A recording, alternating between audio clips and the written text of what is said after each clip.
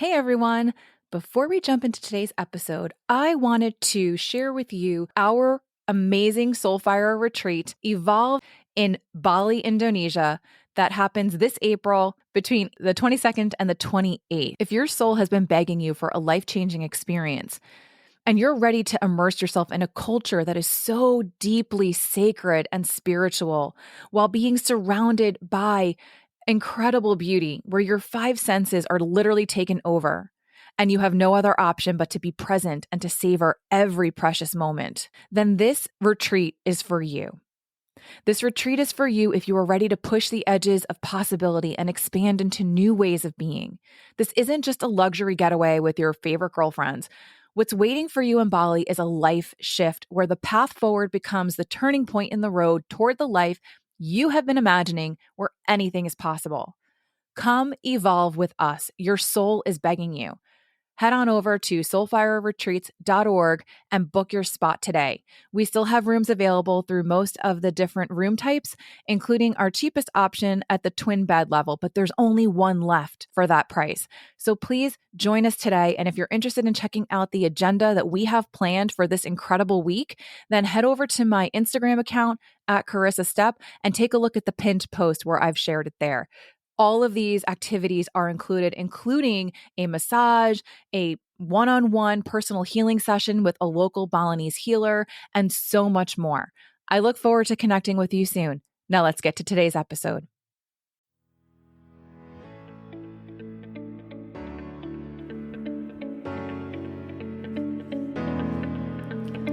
Welcome to the Stepping into Meaningful Relationships podcast. I'm your host, Carissa Step. I'm a relationship and human design coach, and this podcast is designed to help you create a stronger connection to yourself so you can transform the relationships around you, whether that be with your partner, a friend, a parent, a child, or your business. We will be looking at relationships through the lens of human design, and my guests and I will bring you the tools, tips, and tricks to create deeply meaningful connections with others. But first, let's start with you. The most important relationship you have is the one with yourself. Thank you for tuning in. Now let's get to today's episode. Hey everyone. Welcome to this bonus episode that I am dropping this week on the heels of our episode number 37 earlier this week on people pleasing. And the reason why I'm dropping this bonus episode is because I had this big aha moment and realization very recently that although I identify as a recovering people pleaser, and I thought that in my unhealthy relationships, I had done a really good job of disengaging from people pleasing behaviors with these unhealthy or toxic people in my life, I recognized that my people pleasing tendencies were still actually showing up in those relationships, but in a way that wasn't so obvious. And so what I want to do is I'd love to share this awareness with you, because I think that a lot of us think of people pleasing as behaviors that we do in an active way in our day-to-day life, right? Where we are saying yes when we really want to say no, or where maybe we're being, overly kind and nice as opposed to actually sharing how we truly feel, right? Meaning that, someone will ask us how we're doing. And so as a way to just kind of people please, we might just be like, oh, I'm fine, everything's good, instead of actually sharing and giving someone else the opportunity to hear about maybe what we are struggling with, and allowing for the opportunity to establish a deeper connection with that person by asking for the support maybe that we need in whatever we're enduring at that time that we need support with. And so, of course, you're not going to do that with everybody, right? You have to make sure that you are opening up to the right people in your life. And we're going to talk a little bit about discerning the difference and how to place boundaries around who is a safe person or who is someone that you should have in your inner circle versus your middle or outer circle. But let me go back for 1 second and just get back to the key awareness that I had very recently. So with these unhealthy relationships, right? These people in my life that are unsafe, what I have been doing is holding myself back from sharing my story and my experiences in these toxic relationships out of what I thought was respect for these people that are still in my life because they have to be. And I thought that I was doing it out of concern for, not wanting to insult them or call them out or make it look like I was pointing a finger. But here's the thing. What I was really doing was I was protecting myself from the backlash of what would happen if I were to start sharing my story, right? So I was protecting myself from the consequences as opposed to protecting them.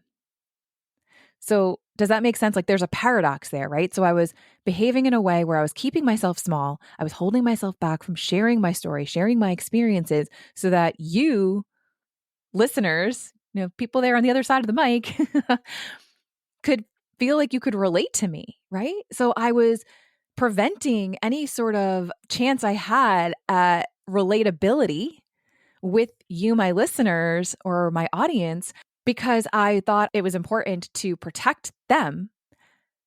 But really, what I was doing was essentially protecting myself. And I didn't recognize that.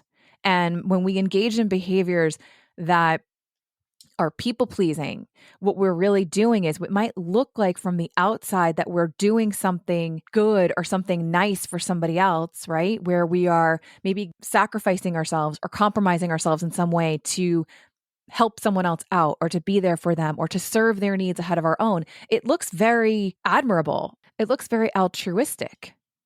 However, really, what's happening is we are actually engaging in people pleasing behaviors as a way to keep ourselves safe, to protect ourselves from some kind of pain or discomfort.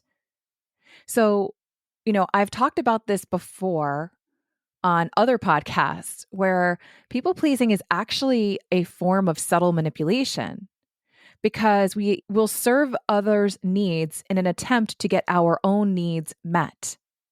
And sometimes it's our need for safety and our need for protection. So in those relationships with people that you have identified as unsafe, you might still be subconsciously engaging in behaviors and patterns that are coping mechanisms and are ways for you to stay safe without you realizing it. And so in a lot of the work that I do, I talk a lot about your protector parts, right? This is part of IFS or internal family systems. This is something that is used a lot by IFS therapists. And so people pleasing is actually a protector part of us. So when we feel triggered or when we feel, like I said, unsafe or uncomfortable, or we're worried about the consequences of our actions, right? Our consequences of speaking our truth, the consequences of saying how we really feel or what we believe, or sharing our opinion, even. If we're worried about what the consequence might be of doing that, we're going to compromise our authenticity and instead avoid speaking our truth as a way to stay safe. So we don't have to deal with the outrage, to deal with the emotional blow up that's going to happen, to deal with the conflict and the confrontation that might arise if we were to do that, because we learned at some point in our life, most likely in childhood, that it wasn't okay to use our voice, that it wasn't okay to speak our truth, that it wasn't okay to share how we really felt about something, or that it wasn't okay to share an experience that we had that was adverse because the people in our life that we cared about might feel as if we are blaming them for something, or that it might say something negative about them. And if we're dealing with people who are unhealthy, who are deeply insecure and deeply wounded, they are not going to tolerate that. They are going to fight against it. They are going to make you feel bad for it. They are going to judge you and criticize you and belittle you and demean you or gaslight you to make themselves look better, to make themselves feel better. And the thing is that, something that I have recognized in my healing journey, and it took me a while to get here, is that these unhealthy people are unhealthy because they are so deeply wounded. They are so deeply insecure. And so when they act in these unhealthy and toxic ways, their patterns of behavior are also subconscious.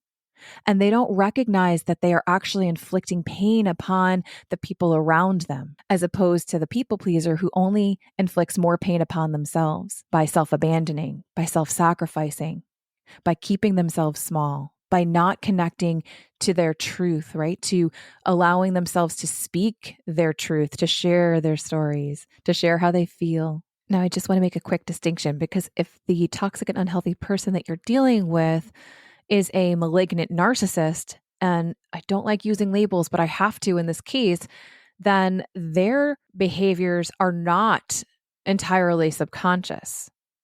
They are much more calculated. They are much more cunning and aware of what they're doing and the pain that they are inflicting. And they are consciously choosing how to behave, and they don't care if they're hurting you or not. So that's something to be aware of, because not all unhealthy or toxic people are falling back on subconscious programming in how they're behaving. Some people, like malignant narcissists, are actually consciously choosing to inflict pain and hurt on other people. So that's important to note. So now, how do we stop engaging in these behaviors and tendencies that we have adapted to keep us safe that may not be healthy for us? Well, the first step is learning how to identify those triggers. We need to understand what it feels like in our body when we are triggered, because that's going to give us our first clue that something's off.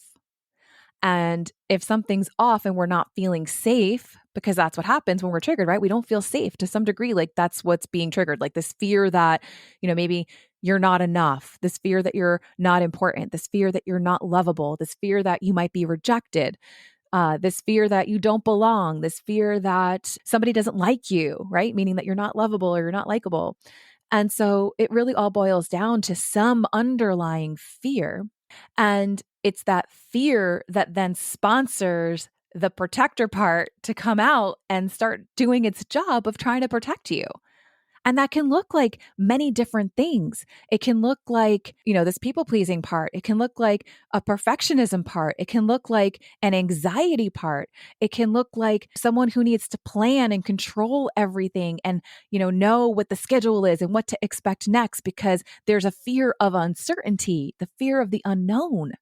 It can be a defended part coming up, right? A defensive part where you just find yourself reacting and defending yourself, as opposed to taking a breath after you're feeling triggered, observing and noticing what's coming up within your body, right? What you're feeling. So you can begin to get curious about it and become aware of which part wants to show up and how you can disrupt that pattern after using some grounding techniques so that you can show up and respond differently. It's an empowering process because you stop responding from an emotional state, right? Your limbic brain, and you start responding instead from this calm, grounded, present place. You can respond from your prefrontal cortex, which is the part of the brain that controls reason and logic and is rational. And when we do that, we can actually have a big impact on how we interact and relate to other people. Because when we show up operating from our prefrontal cortex instead of our emotional brain or limbic brain, it changes how the other person's going to respond to you too. We co-regulate each other's nervous systems. This is what a mother does with their child. They co-regulate their children's nervous systems. But so many of us grew up with parents or caregivers who were often very dysregulated. And so we never learned how to regulate our own nervous system. So we come up with these coping strategies and tools and techniques in order to do that. And sometimes that can be in unhealthy ways.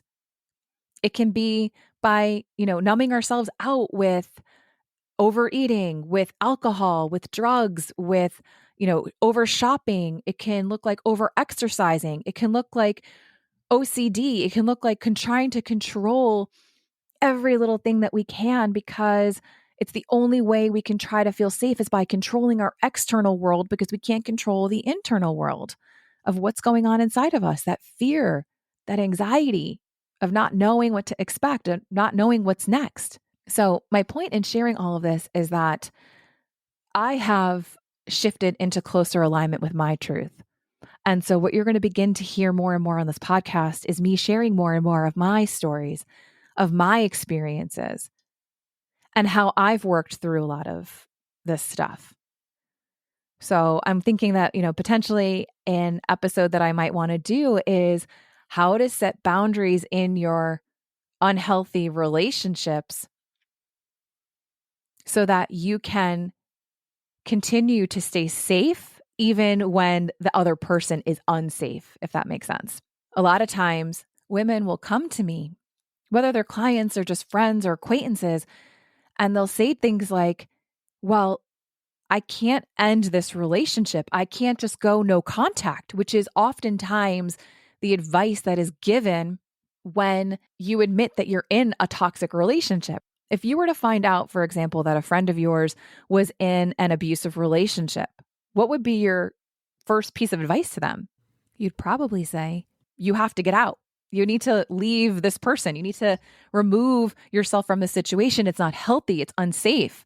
It's sometimes easier said than done for multiple reasons. And it might be because you need to get your ducks in a row or you need time to process. So what can you do in the meantime while you're gathering what you need in order to make a safe exit from that relationship? And of course, there's a difference between being in a physically abusive relationship and an emotionally and psychologically and verbally abusive relationship. Now, the second one, the latter, right, the emotionally abusive, verbally abusive, and psychologically abusive relationship can escalate into physical abuse. And so, even if that hasn't been part of your experience so far, it's something to be aware of that once you try to leave this relationship or try to end it, that is a potential. And being aware of that, of how are you going to keep yourself safe so that you can get out. But I'm getting a little bit sidetracked here and I want to bring this back. So if you're in a relationship that is verbally, emotionally, and psychologically abusive, and there is no physical abuse, then there are things that you can do as you are preparing to get ready to leave this relationship to keep yourself safe. There are boundaries that you can set. And sometimes it's not even a relationship that you can get out of, right? Because this might be a relationship with someone that you need to have ongoing contact with. It could be a boss. It could be a sibling. It could be a parent. It could be a grandparent. It could be a child. And so in those relationships, sometimes we don't want to necessarily cut them out of our lives entirely. And that's not always the easiest thing to do. It's very, very, very hard. And depending on how active the abuse is, will depend on whether or not it is the right decision to completely go no contact. But if it's possible where the abuse is more intermittent and you're able to have modified contact, right, or extreme modified contact with this person, then there are things that you can do to keep yourself safe by setting boundaries. And that's why boundaries is so important and why I've been talking about it so much, because it does a couple of different things. Number one, it helps you stay safe. It minimizes conflict and confrontation in your relationships. And if you are in a relationship, no matter who that relationship is with, where it is unhealthy and it's toxic, then you might see that conflict and confrontation might be a big part of what occurs in that relationship. So how do you minimize that to stay safe? And boundaries is the answer. Now, the unsafe people in your life are likely not going to like the boundaries. They are likely to push back on those boundaries. You're going to be met with resistance. And so the Empowered Boundaries Bootcamp is going to help you with all of that. There's a part of you that might come up that feels guilty for setting boundaries with these people, especially if they're people that you love. And sometimes that guilt or that fear of rejection can drive us to back down on our boundaries. And so this bootcamp is going to help you learn how to not do that. Because what happens is when you allow someone to bulldoze you or to convince you to back down on one of your boundaries that's around a closely held value, what's going to happen is resentment is going to build.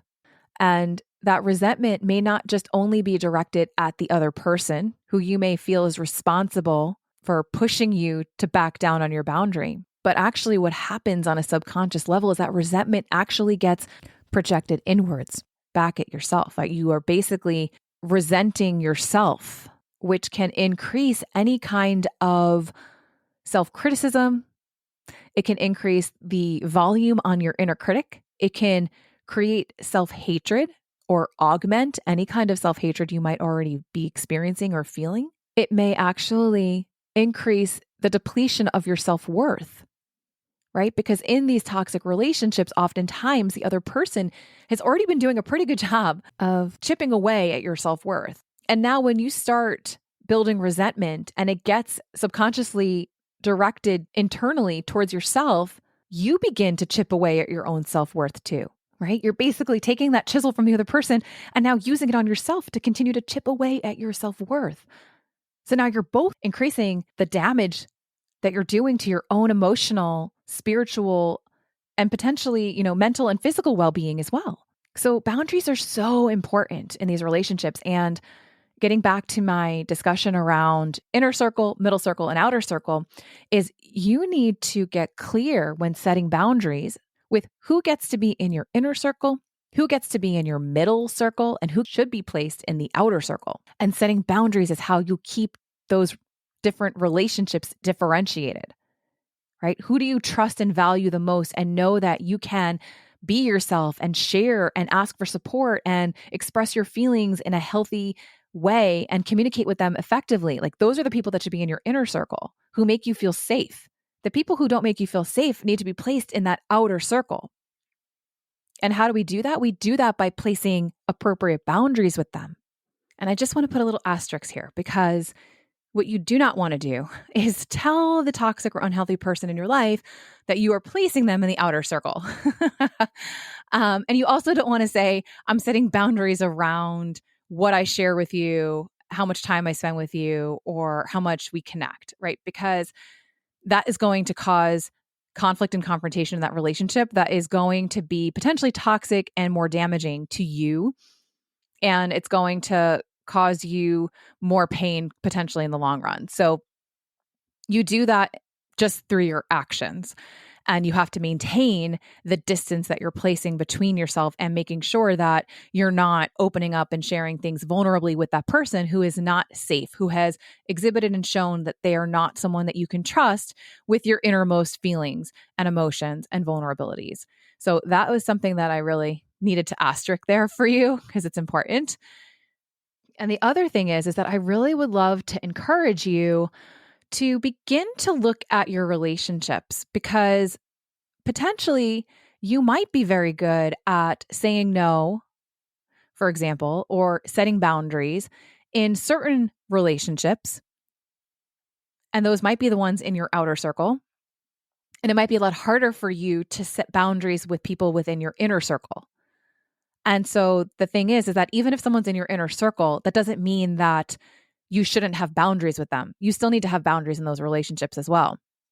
The boundaries might look a little bit different. So some of the things that we're going to be doing in the Empowered Bootcamp is really kind of discerning which boundaries need to be set and in which circumstances and with which people.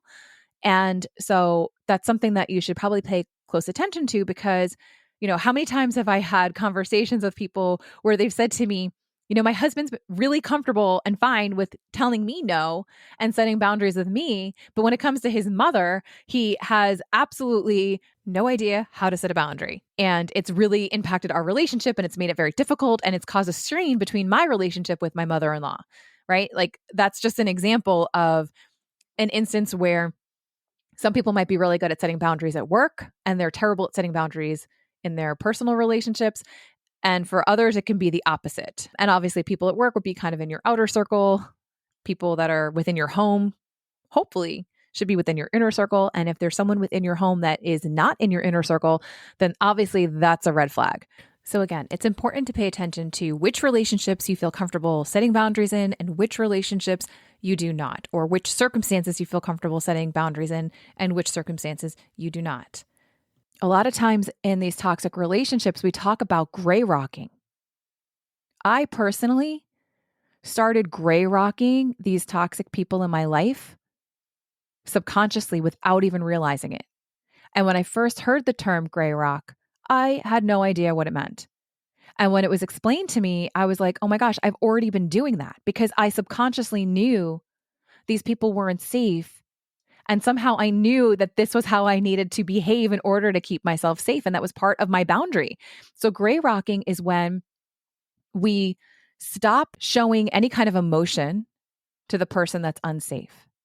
We basically become as still and as uninteresting as a gray rock so that we blend in with the background. And most likely, if you have been a people pleaser, then you have a lot of experience learning how to stay small and blending into the background so that you don't stand out too much. Because God forbid you stand out too much, you might be rejected. God forbid you show up in your full power and your full authenticity, you might be rejected. So you already are pretty adept at knowing how to blend into the background. And so gray rocking just takes it to another level, which you need to do. It is important to do in these toxic relationships because what happens is every time you react emotionally, every time you share something deeply vulnerable or personal, it's going to get used against you in these toxic relationships. It's just going to increase the manipulation, the gaslighting in the relationship. Because what they're going to do is they're going to use that as a way to make you look crazy, to make you look bad, to make it look like it's your fault. You're the one who's so emotional all the time. You're the one who needs to work on themselves, right? Or you're the one who has all the problems and the issues. So it gets used against you. They use it as a way to exert their power because they're like, oh, they're vulnerable. Let me just continue to make sure that I let them know in any way I can possible that I am the one who's superior. I am the one who is in control. I am the one who has the power in an attempt to make you feel worse. That's what toxic people do. They push you down to make themselves feel better. They eat away at your insecurities because then they feel more secure. It's all a game of relativity because really at the end of the day, they are deeply insecure. And so their tactics end up hurting you because that's what they do. They project outwards. Their behaviors hurt other people, whereas you might only just be hurting yourself. So that's why you have to gray rock with toxic and unsafe people so that they cannot use that against you and so that you don't get hurt more in the relationship. So again, it's setting boundaries, right? Like what is safe to share and what is not safe to share. And that's why it's important to identify your triggers so that you're not reacting emotionally. Because think about it from this perspective. If you're getting out of a relationship with somebody who is toxic and unhealthy, and you're responding emotionally, and you're potentially overreacting because now, things are at a fever pitch and you feel out of control, and they're doing everything that they can to make you feel like you're crazy or to make it look like you're crazy or to make it look like you're the one who is imbalanced or dysregulated. Those circumstances, those reactions, that vulnerability will be used against you, and it could potentially be used against you in front of a court. And if you're dealing with somebody who is extremely toxic, then I wouldn't put it past them that they would try to do something like that. So you have to be very, very careful. And that's why boundaries are so, so important. So if you feel like you need support in this area of your life, sign up for Empowered Boundaries Bootcamp. I am going to leave the link in the show notes. And I've actually broken this down into kind of two hybrid offers, meaning that you can access the course for $147 and the content will start dripping November 15th. Each week you'll get one module. So for 5 weeks consecutively, you'll get a module a week for you to work through. There will be included worksheets and exercises and workbooks to go along with that to help support you through the course. And then if you would like to, you can actually add on for an extra $100, so $247, you can not only do the course, but you can also get my one-on-one support. And that's kind of broken down into two one-on-one sessions with me, one 60-minute session with me where we will work through whatever might be holding you back, whatever is triggering you that you need to kind of have some support around and some tools that can help you. We can work directly on improving certain boundaries with certain people. We can talk about whatever it is that you're struggling with as it pertains to boundary setting in your relationships and helping you feel safe while doing that. The 30-minute session will be a follow-up session after you've had time to practice and integrate what you've learned during the boot camp, as well as our initial 60-minute session, so that we can fine-tune whatever we need to fine-tune. We can celebrate where you've had success and how perhaps maybe we need to tweak things a little bit in order to get you on this path to setting clear and healthy boundaries assertively and effectively so you can create more deeply meaningful relationships in your life. I hope you'll join us. Until next week, be well. If you're hearing this message, that means you've listened all the way to the end. And for that, I am truly grateful.